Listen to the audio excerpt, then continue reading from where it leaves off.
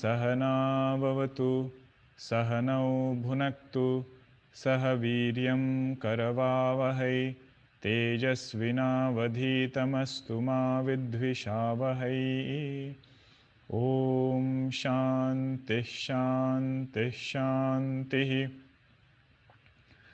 सदाशिवसमारम्भां शङ्कराचार्यमध्यमाम् अस्मदाचार्यपर्यन्तां वन्दे गुरुपरम्पराम्। रामो राजमणिः सदा विजयते रामं रमेशं भजे रामेणाभिहता निशाचरचमु रामाय तस्मै नमः। रामान्नास्ति परायणं परतरं रामस्य दासोऽस्म्यहम्। रामे चित्तलयः सदा भवतु मे भो राम मामुद्धर। समस्तजनकल्याणे निरतं करुणामयं नमामि चिन्मयं देवं सद्गुरुं ब्रह्मविद्वरं सद्गुरुं ब्रह्मविद्वरम्।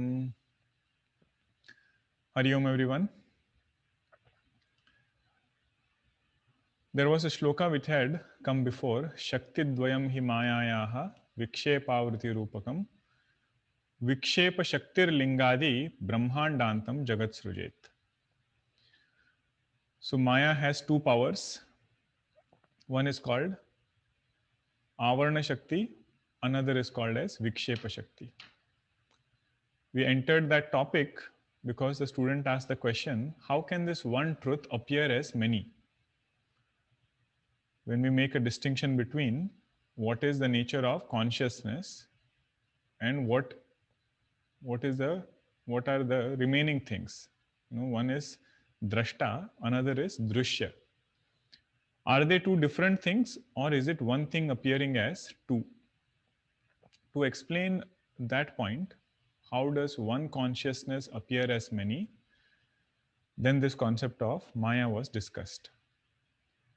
Then it was said Vikshepa Shakti is responsible for creating or projecting this creation starting from subtle body, Lingadi Brahmandantam, starting from Linga Sharira, Buddhi, what we saw, all the way until several Brahmandas, everything is a projection of this Vikshepa Shakti. But Vidyaranya Swamiji said that by itself is not bondage. If ignorance is there at the root, avarana, he said that is what creates samsara. So now we are looking at how does this avarana shakti create samsara. So with that, Vidyaranya Swamiji introduced us to what is happening inside. That consciousness and buddhi, that difference is getting hidden. So then he explained what is a jiva. Because when I think of myself, we generally stop at physical body or some vague idea we have. Vedanta will systematically redefine what is already a matter of fact. It is not going to create jiva or anything. It will just tell us that these are the 5 components which get included when we say jiva. But out of which one is real and all others are an appearance in that reality.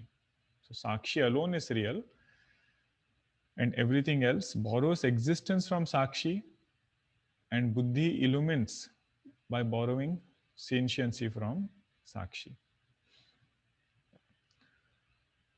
Then Vidyaranya Swamiji explained what happens when avarana is gone. What happens inside? So what happens inside is the difference between Sakshi and Buddhi is clearly seen. If you remember, the third seer-seen pair of Drigdasha Viveka that we were seeing, right, in the initial shlokas, the first seer-seen pair was an object outside and our eyes. This distinction is very clearly seen. We never get confused between this is my eye, which is a seer, and that is an object, which is a seen. But when it comes to second seer-seen pair, it becomes a little more subtler. Organs or ability to see is the seen, and mind is the seer. The subtlest one is the third seer seen pair, which is consciousness, Sakshi is the seer, and mind is the seen. Mind meaning what? All our thoughts. Sitting down in one place and just making an effort to see thoughts just as clearly as we see objects outside. So that bheda, one is this practice of seeing, but getting conviction that nature of thought is different and my nature as consciousness is different. I can never be affected by thoughts which are rising in my mind.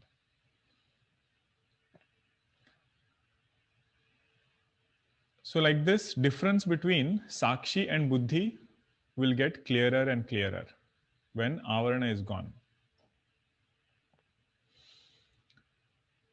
Then we saw this example, what exactly we mean by both these things together, like Sakshi and Buddhi, when we say they are together, the color of one might appear on another, but it has not actually become one. Right? So Jivatva is an appearance in Sakshi. Sakshi actually has not become a Jiva. It is always Asanga, not affected by any limitations of Buddhi. Just like this crystal, which is not affected by any color of the cloth. It might appear there, but knowledge is just to say that color belongs to cloth and this crystal is clear by itself. And if I really want, I can take that crystal away for some time, see it as colorless, and then bring it back again. So all the practices of quietening the mind is like that. Meaning trying to get this conviction that I have an existence, I have an independent satta, I can be without the mind also. Right? When we actually quieten that mind, we should get this kind of a conviction that if mind is not there, if ahankara is not there, I still remain. But when that crystal is brought back, when ahankara comes back, mind comes back, even if that color is seen, I should understand that it is an appearance of different degree of reality. Nothing has happened to me as consciousness.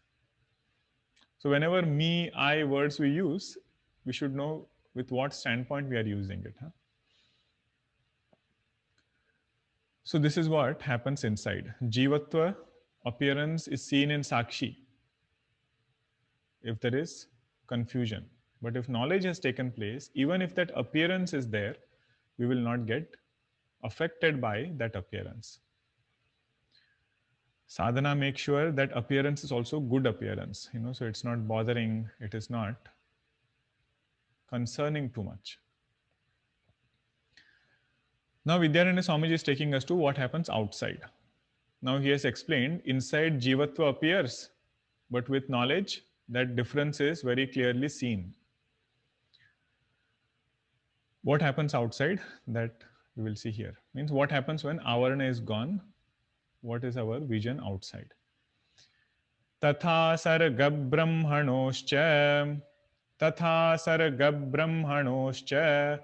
bhedamavritya tishtati ya shaktistadvashad brahma vikrutattvena bhasate तथा सर्ग ब्रह्मणोश्च भेदमावृत्य तिष्ठति या शक्तिस्तद्वशात् ब्रह्म विकृतत्वेन भासते. So what does this avarana do outside?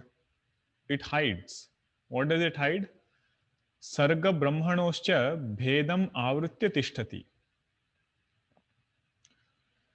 It hides the difference between the substratum, which is consciousness, and names and forms, which is the superimposed or an appearance. Now here we should connect it back with what we saw regarding creation. When we discussed creation, we saw that creation has consciousness as its origin. From consciousness alone, this creation has come about. But when I see the creation, that substratum from which it has come, which right now also is the substratum, that is not available to me. What I see is only names and forms. And it appears sometimes that this consciousness is vikari, means it is modifying. Because names and forms is where my attention is. And if somebody tells me it is consciousness which is a substratum, then I put together both of it. I say that consciousness is modifying. Ya shaktis tadvashat brahma vikrutatvena bhasate. Vikara means that Brahman appears as something which is modifying. Meaning existence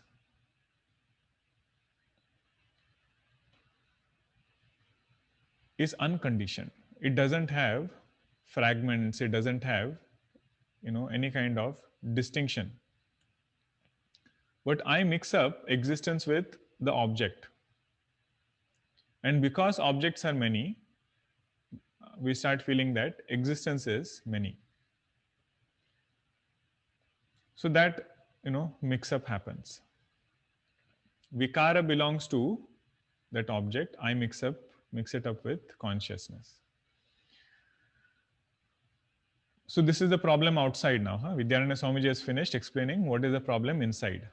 Drugdrishayoho bhedam avaranam happens. But outside, Brahma, which is the consciousness, and names and forms, there the mix-up happens.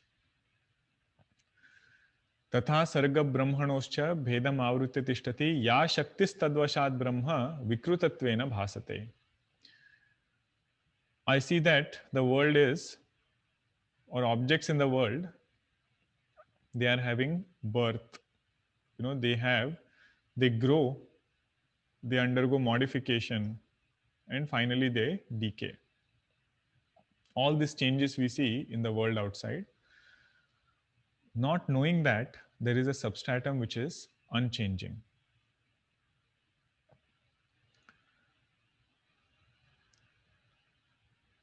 The epitome of seeing this substratum while seeing the changing world was our Taponji Maharaj.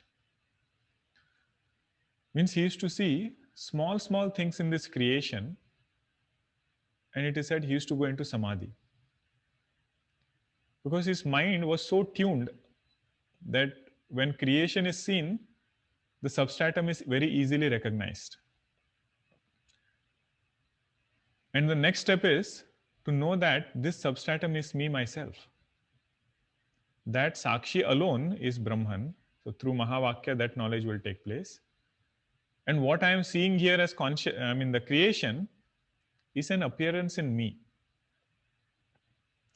So either way, it's a great joy, it's a great depth in seeing what we experience generally. Taponji Maharaj has a very beautiful quote where he says, in all things we see the Satchidananda. In the midst of the peaceful Himalayas, as well as in the noisy cities, we see this Paramatman. So Swamiji lived in one place where this darshanam constantly he would keep doing. In the Himalayas, in his books he writes, Wandering in the Himalayas, that he will describe a very beautiful scenery. He would say, I'm going for hikes, and then he would describe all those, the actual beauty there. But right on the next page, in a fraction of a second, he would shift that conversation back to the substratum.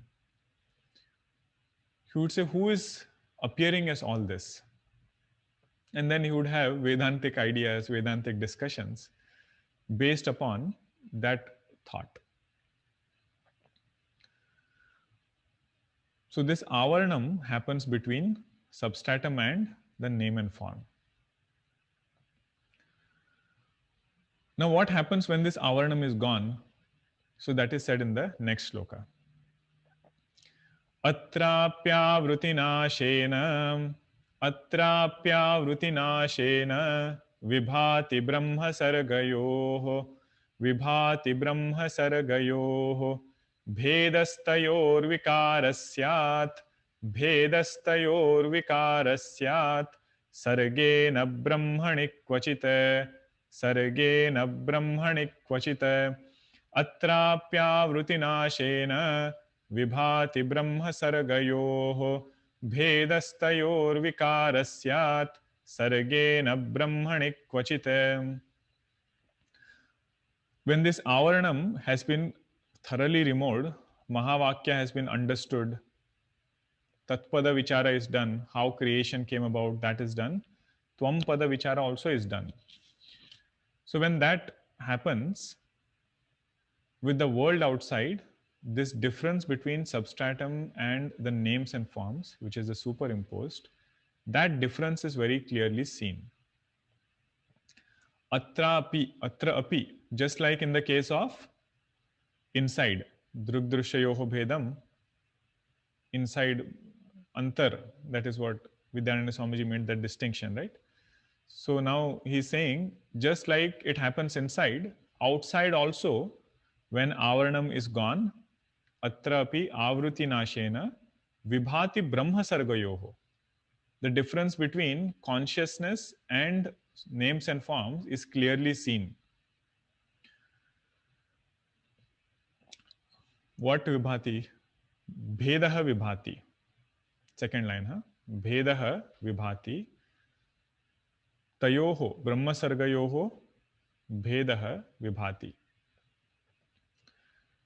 And this vikara which is there, this modification which is happening, that is there only in Sarga. Sarga means creation.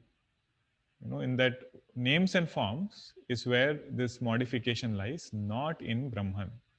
Na Brahmane kvachita.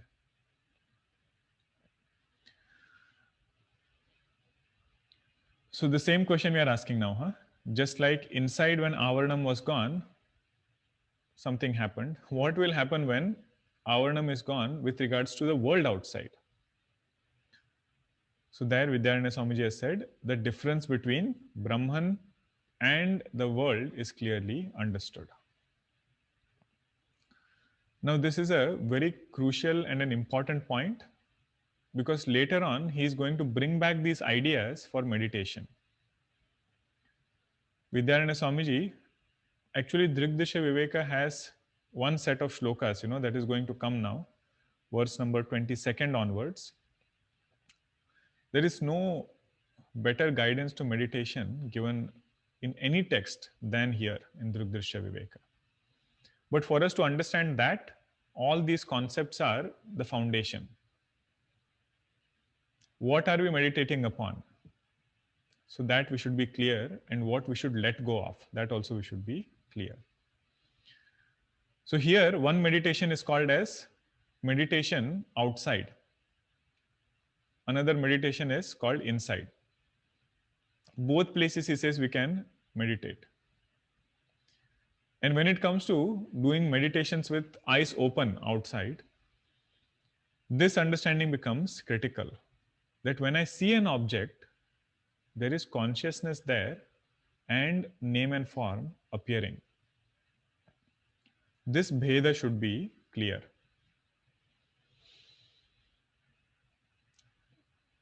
So simple understanding is creation has come from consciousness. So names and forms are appearing in consciousness. Okay, that much I think is good. Now an example, just to see this point, that difference between Brahman and world is understood clearly, and whatever modification happens in the world and not in consciousness. So the same example we take, Abdhau Penadivat Sarva Nama Rupa Prasarana. Right? I think the 14th verse. What is the nature of world? Srishtir nama brahma rupe Satchidananda Vastuni. Abdhav Phenadivat Sarva Nama Rupa Prasarana. That creation is an appearance in consciousness, and what is the example that Vidyanath Swamiji gave of water and waves and this bubbles, whirlpool, foam, everything. Now, if you ask the same question, where are these modifications happening? The the bigness or the smallness in a wave, the foam and the bubbles and all those things, where are they happening? Is it happening in water, or is it happening in that name and form called as wave? So no matter how big the wave is, no matter how small the wave is, the water is not affected. Just like world also, when we see different kinds of changes which are going about, consciousness is not affected. Substratum remains the same, and the name and form which is there, that might undergo changes. So this example is very helpful to understand this point, that bhedastayor vikara syat sarge na brahmani kvachita. Vikara happens only in name and form, which is an appearance. Like here also, there is no entity called as a wave, separate entity, right? It takes, I think, some time for us to grasp this fact that wave is not another entity. It is just a name given to a particular form.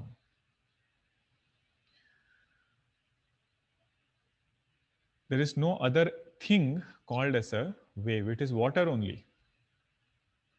Like if you take a bucket out of that wave, what you get in that bucket is water. You don't get wave.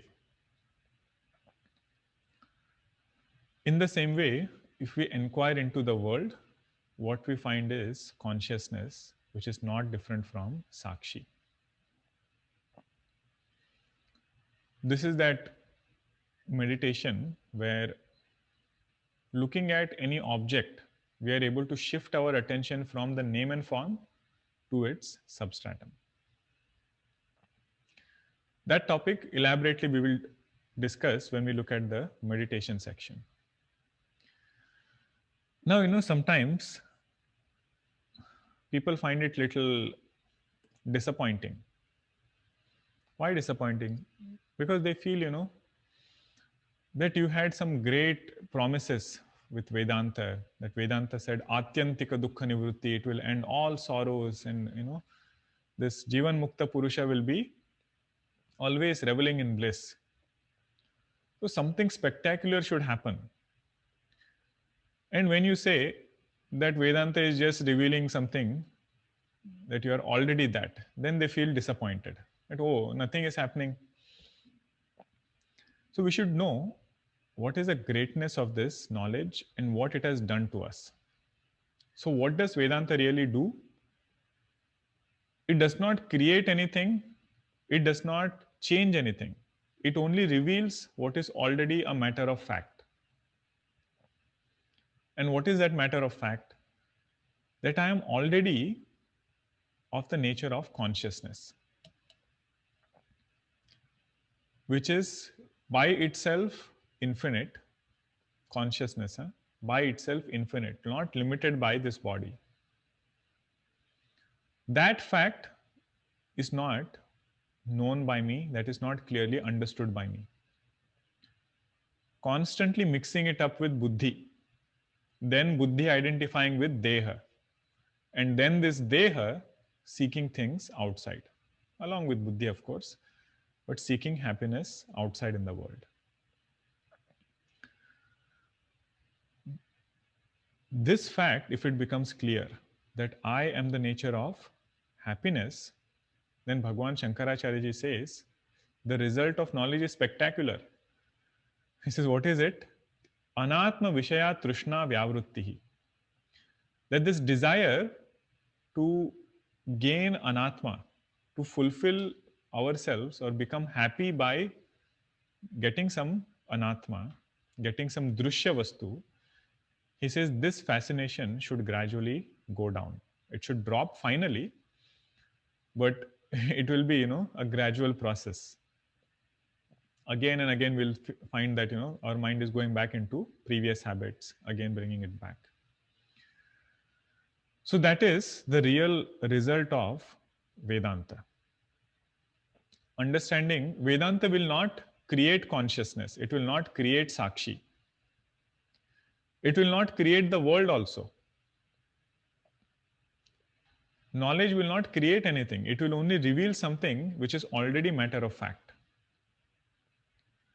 Knowledge will not destroy the world also. Knowledge will not destroy Jiva.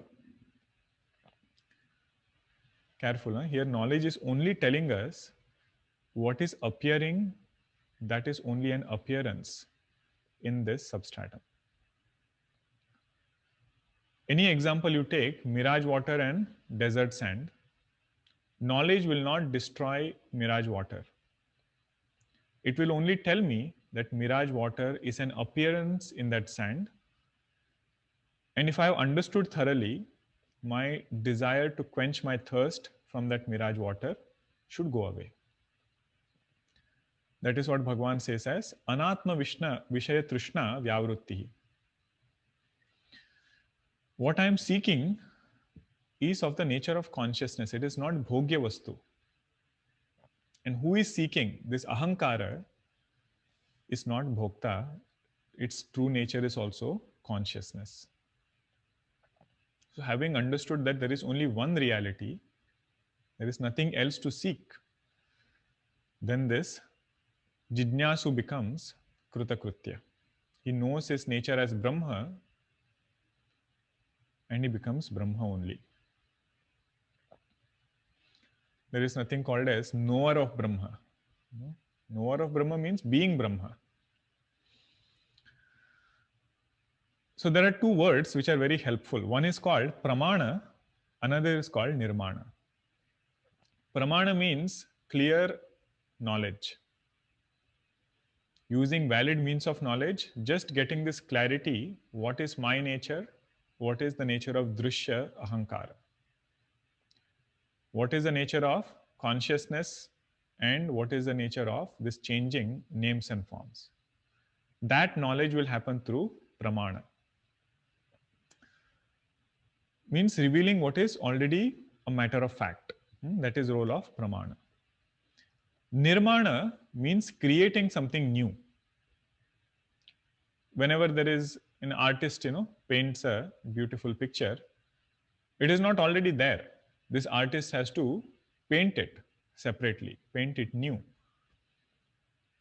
That painting will not automatically happen. Somebody has to put forth effort. And that nirmana is of our antahkarana. Purifying our mind is the part of nirmana.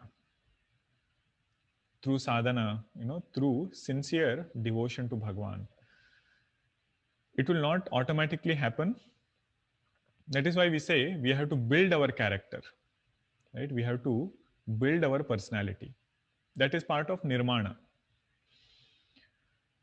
And when that happens, we will start getting more conviction in this knowledge. Letting go of names and forms will not be too much of a struggle. And relating with names and forms as needed, but they won't become so overpowering that we are, swept away with those names and forms. So both have to go together or understand the relevance of each of these things. Okay, Pramana tells me I am of the nature of consciousness. Nirmana helps me to build my mind so that I can appreciate this knowledge and let go of the mind also. Let go of the mind meaning understand that mind is also an appearance. It is not absolute reality. So that is this portion. And now it takes us into another beautiful segment of this text. Just as Vidyaranya Swamiji explained Vyavaharika Jiva, now he is going to explain what is this Vyavaharika Jagat with more clarity. And now we are building up towards that meditation practice. So all these concepts will add up there. Then there we don't have to spend too much time. We can directly go with the practice. Om Purnamadah Purnamidam Purnat Purnamudachyate Purnasya Purnamadaya Purnameva Vashishyate Om Shanti Shanti Shanti Harihi Om Shri Gurubhyo Namah Harihi Om. There were some questions that we'll take now.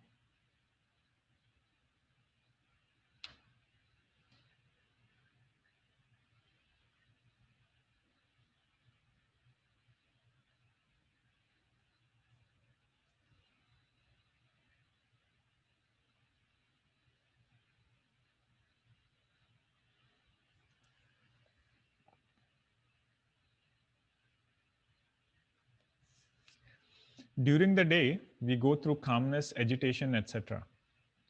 At the end of the day, we realize, yeah, I was agitated and calm, etc. Does that mean we are now not ignorant? Or should we realize during the agitation itself? Means later on, if you get this understanding that, oh yes, I was agitated at that time, I was calm at that time, and so on, does that mean that later on, ignorance is not there and before ignorance was there? Here again, we should go back to the fundamentals. When I say I am agitated, that I, we should know what it is referring to. Is it referring to ahankara or is it referring to sakshi?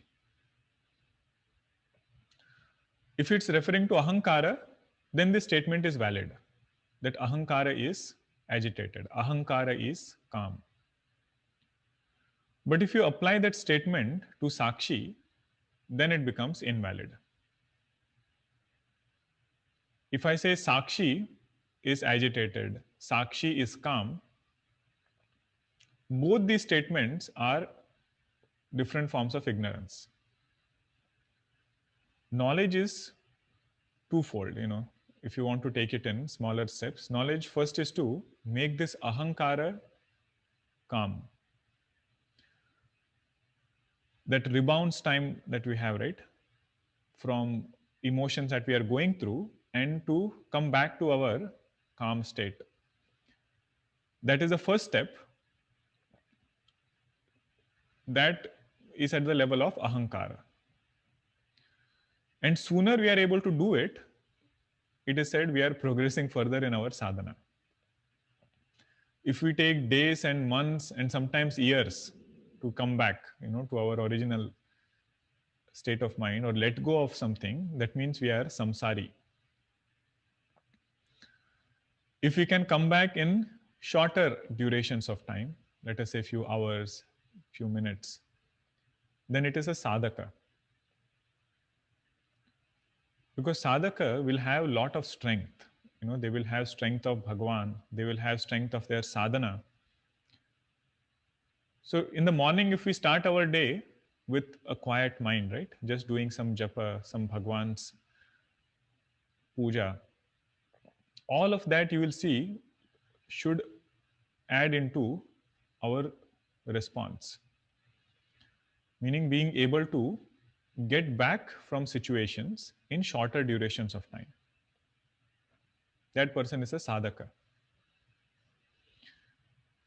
And somebody who is not getting into that state of mind can switch very quickly.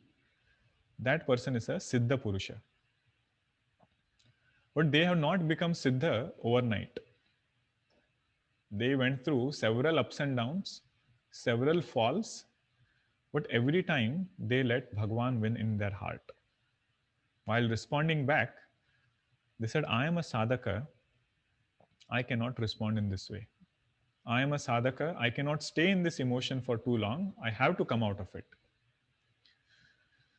With that strength, they are able to switch back. And that is important. That is something we all should keep trying, keep doing. Wearing this hat of a sadhaka will help us come back quicker. But that by itself is not the end. There is one more step, which is to understand that I, as consciousness, am never affected by any emotion. That is the true removal of ignorance. Because I am calm doesn't mean I have become better Sakshi. Even while there was an agitating thought, I was unaffected by that thought. I was ever unaffected before. I am unaffected now. And later also, I will remain unaffected. This is that conviction we have to develop. But remember, this is second step. First step has to be taken care of with sadhana. Then the second step becomes very, very easy. Just like, you have to climb 2 steps.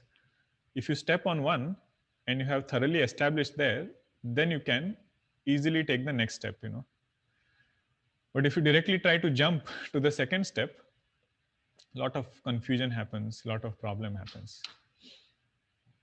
Okay, so I think that answers this question. That ignorance, fundamentally, removing ignorance means what? Knowing that I am never affected by this mind. But intermediate step is, even at mind level, I'm able to switch back, keep myself calm.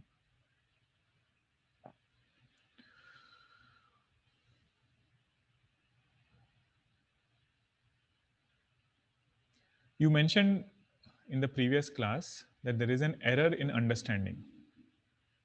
Who has this error? It cannot be Sakshi, since it's ever pure and attributeless. So we should ask this question: who is Sakshi? Is Sakshi different from me, or is it my own true nature? Right? First question should be that. Is Sakshi different? Is it lying somewhere? Is it, sitting somewhere? Or is it my own true nature? So we say, no, it is not somewhere else. It is my true nature. It is me, myself. Now then the question is, do I see myself as pure, attributeless, unchanging? Or do I see myself as vikari? Means an agitating thought comes, I feel I am agitated. If the answer is later, I feel that I am vikari, that entity which is thinking in this way, that has this error. And that entity, technically, if you want to give a name, that is called as jiva or ahankara. Because sometimes these words also make us feel that it's some other entity that we are talking about. So more we can bring it to ourselves and see what is happening inside. That I am unchanging, but throughout the day, I feel that I am changing so much. My moods are changing. After several years, body change becomes known to us.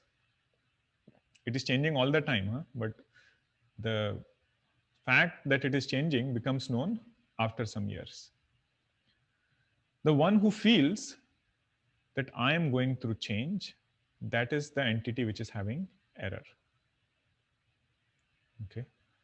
So that is how we should understand. If error is removed, we can establish ourselves in our true nature. Moksha is not gaining something different. Moksha is letting go of that thing which we have erroneously included in ourselves.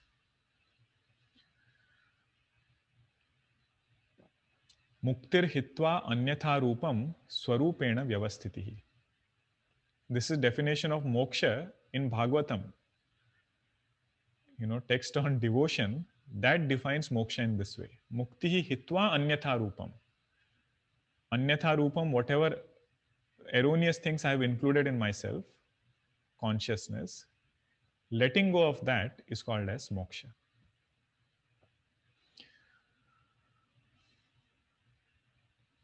How can Sat Chit and Ananda not be attributes of Brahman? How can we explain that? Because three words, it seems like it is attribute of Brahman. And we say Brahman is nirguna, attributeless. I hope we can study Taittiriya Upanishad sometimes. There, this portion is so beautifully elaborated in second Valli. But the gist of that discussion is this. When we use the word Sat, right? Three words, right? Sat, Chit, Ananda. When we use the word Sat, the word Sat is to negate something. What is it? It is to negate Shunya, void. That consciousness, it is of the nature of void. That also, there can be an opinion. So, Upanishads have used that word Sat. It is existence, but nature, it's of the nature of existence. Sat Swarupa. Then comes a doubt, okay, it might be nature of Sat Swarupa. Is it inert? Just like some object, is it another inert entity? To remove this error, so what I want you to pay attention is what those words are doing. If you want to understand why Satchidananda is not attribute, then we have to pay attention to the words. Sat was used to negate Shunyata. Now to remove the notion that it is inert object, the word Chit is used. Means it is consciousness. It's not inert, but it is sentient. Okay, now somebody says, I have understood it is not Shunya, it is not inert. Is it limited to this one individual? That also notion can come. I don't have confusion or doubt that I don't have doubt that I am sentient. But am I limited to this body? Then comes the last word, Anantam. Means it is not limited, it is infinite. That infinite is what we call as Anandam. Unconditioned happiness. So in that way, it is not attribute of consciousness. Okay, I hope that point was answered. I had mentioned that in deep sleep, pure consciousness has no limitations.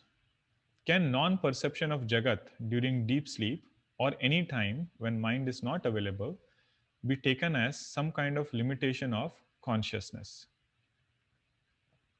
Even Maya Shakti does not function in deep sleep because it requires a medium which is also its own creation.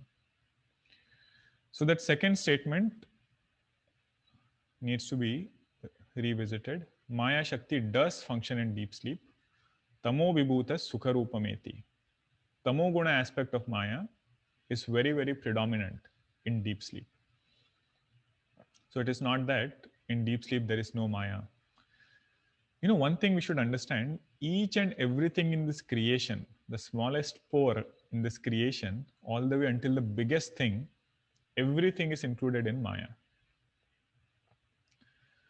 Bhagavan says in 18th chapter, there is nothing in this creation which is out of Maya.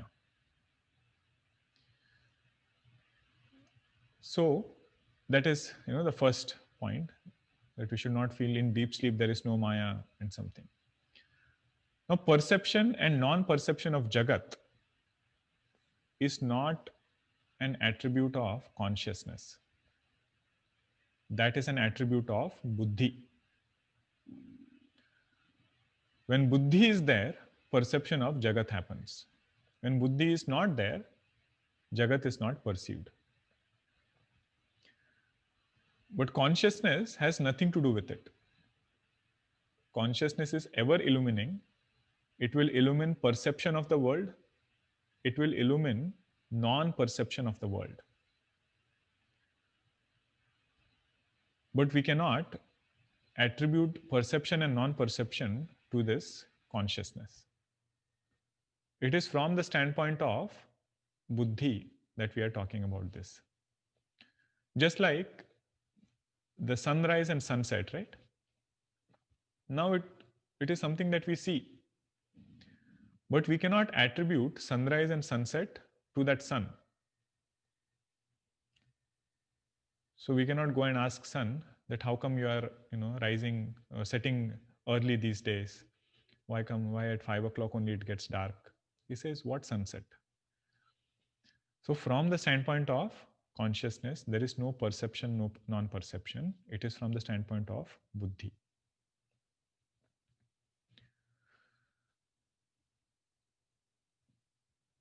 There are many things to discuss. I think this much is enough, that non-perception, anything that we take as attributes, all of them belong to conditionings.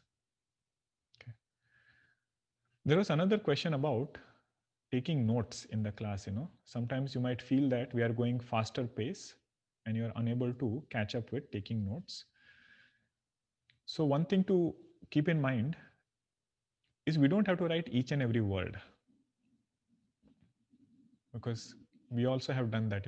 First, when we sit in class, you start feeling that every word we should write down, but later you will see ideas are coming back again.